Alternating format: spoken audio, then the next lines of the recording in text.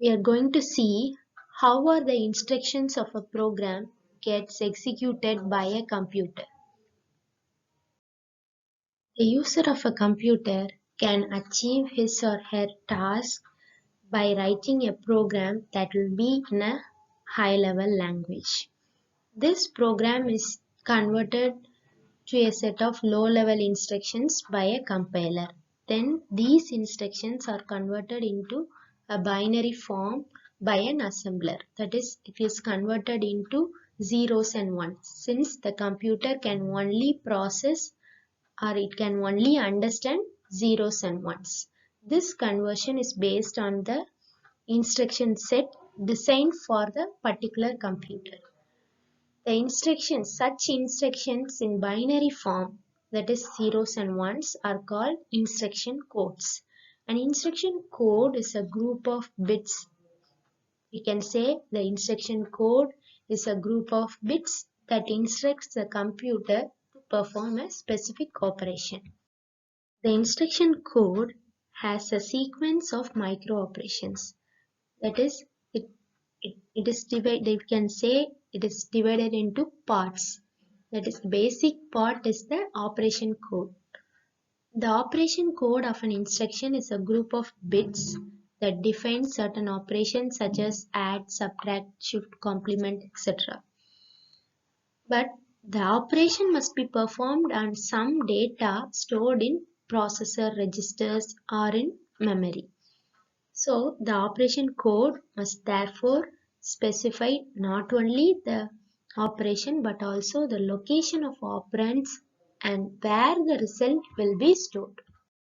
Before going into the process of execution of instructions, we can see how the instruction will be or what will be the format of the instruction. Generally, the instruction format will consist of opcode, that is the operation code which specifies the operation to be performed, the address field which designates the operand or the address of the operand, the mode field specifies the way the operand's address is determined.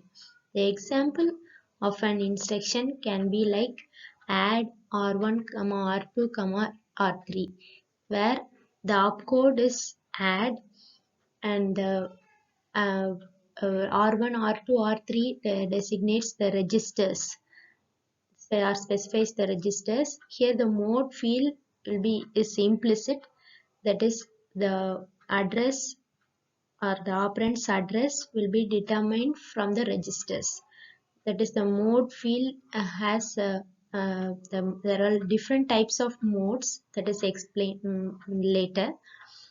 Now can just see the format of an instruction and how it will be. This is the overall picture of how the instruction gets executed. So the control unit reads the instruction from memory and then it carries out the process.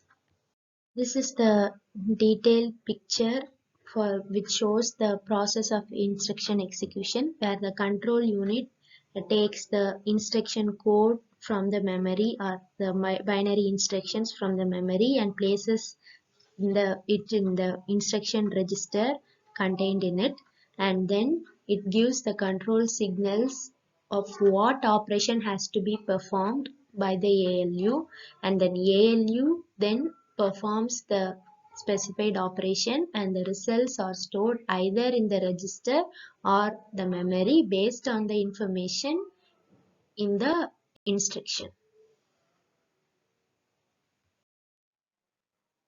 This explanation is given. First, the control unit fetches the instruction, then decodes the instruction, then executes the instruction. The computer instructions, that is binary codes, are normally stored in consecutive memory locations and is executed sequentially one at a time. Then we already said the control unit reads the information and places the instruction there. The control unit then decodes the binary code of the instruction and proceeds by executing by issuing a sequence of micro operations. That is, for example, if an instruction like add R1, R2, R3, the equivalent binary code may be like zeros in the sequence of zeros and ones. Here the micro operations will be first the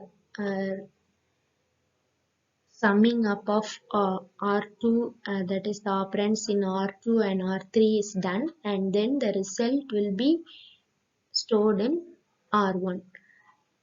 That is, the results are stored in a register or memory according to the information in the instruction. This is just for an example.